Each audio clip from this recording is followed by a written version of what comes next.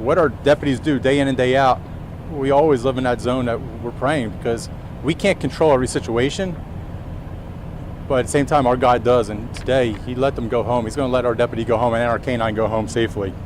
I want to thank all the deputies out there. Their heroism was phenomenal. It shows the training comes through. It shows the type of people we hire here. It shows that our citizens, your sheriff's office, your deputies are phenomenal people. The heroism they performed out there was incredible. I want to thank Fire Rescue. Pasco Fire Rescue is incredible. Again, they're our partners out there. They do an unbelievable job. The medical staff at Bayonet Point, they're treating our people, looking over the victim. Thank them for that, everything they're doing. And for the dispatchers, they're often the most unsung people heard about, but what they went through today was horrific.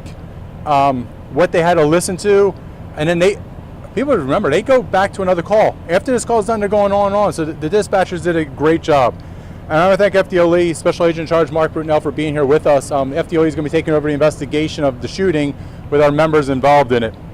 So all information right now is still preliminary. Around noon today, at the intersection of DeVista and Sawtell Street, there were a male and female that know each other. They were clearing a lot of land. They had tools out there. They're about to clear a lot of land.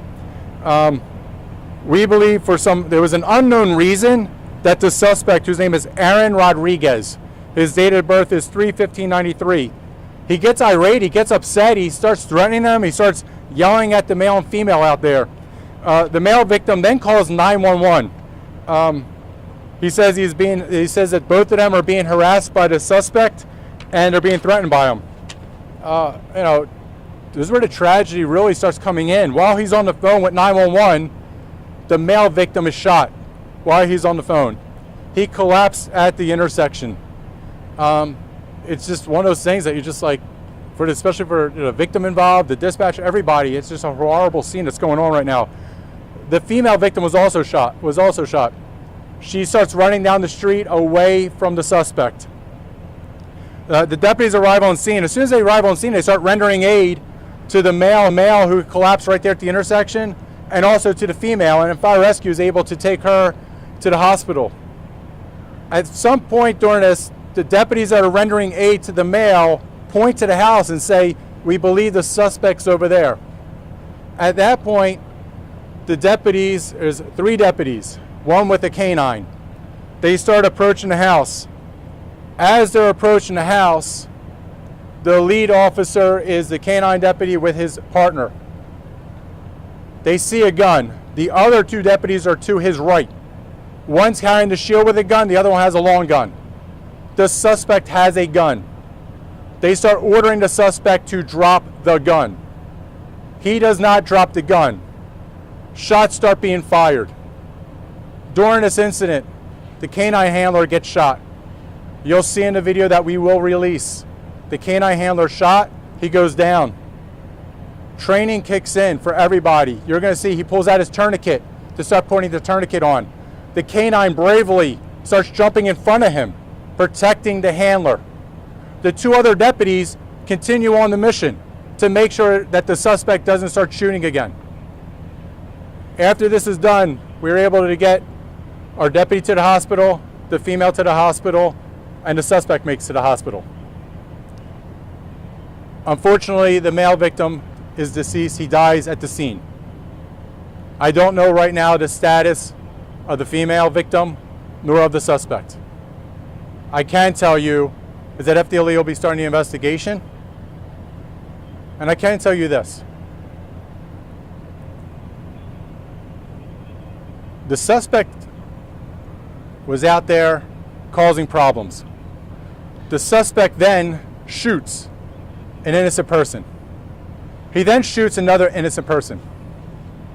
He then goes into his garage, and when the deputies order him to drop the gun, he doesn't. I know in life we teach people stuff. We tell people, if you put your hand on something hot, like a boiling pot, your hand's going to burn. If you play with glass, it's going to cut. If you point a gun at a Pasco deputy, you're going to get shot. And that's what happened today. There's no apologies. There's no sympathy. He got shot. And I feel horrible for the victims. And I will say this as somebody that defends the Second Amendment. There's no reason those two people should have been dead. That suspect caused everything. But I will say this. This is why I'm a proponent for the Second Amendment. As soon as that guy pulled the gun on them, he should have been shot dead right there. It's horrific what happened.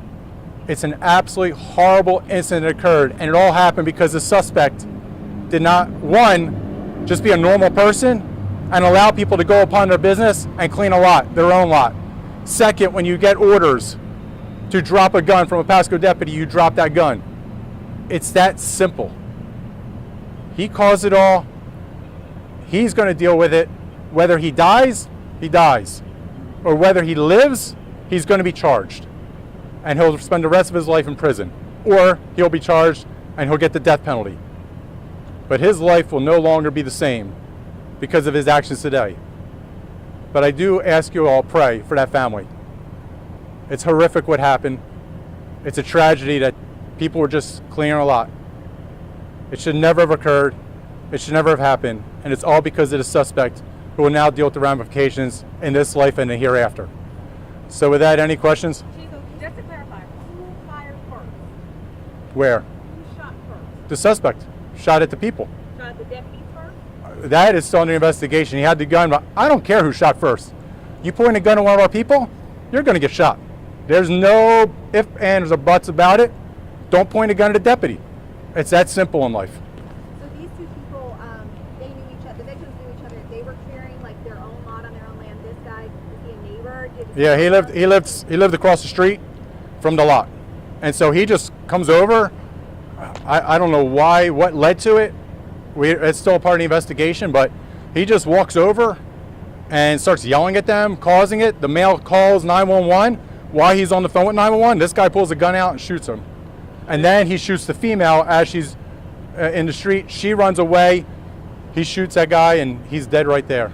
Sure. Well, after we tried to render aid first.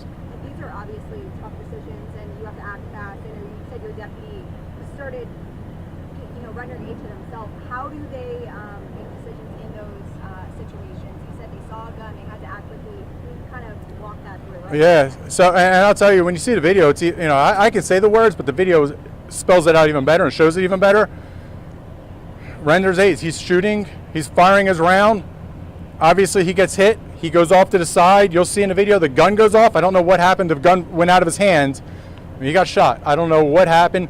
He goes down. He picks up his gun, and then you're going to see him put the tourniquet on. These are things that we train in our sheriff's office all the time for, unfortunately. Like, we have to train for the worst case scenario. He's training. You can see on the corner of the video the other two deputies heroically with the shield. Get the shield. One's up, one's with the long gun, moving into the garage. As they're moving to the garage, they're making sure that the suspect is neutralized, that he's not moving anymore, he's no longer a threat. After he's no longer a threat, then of course they're going to go back and help render aid to the deputy who's hurt. But they want to make sure. But no, it is, I get it. People are going to watch this scene. It's chaos. But for what we do every day in training, their training kicked in. That's why I said I'm so damn proud of our members for what they do, rendering aid to the victims out there, trying to make people survive, for fire rescue coming in there, for the dispatchers, for what they have to hear on the radio. But then for our deputies having to make decisive actions, they did one hell of a job out there. And our citizens should be extremely proud of them. Sheriff, any indication if Rodriguez had a prior criminal history? Was this a violent guy? Yeah, so there's some history. I know he was arrested up in Fairfax County, Virginia.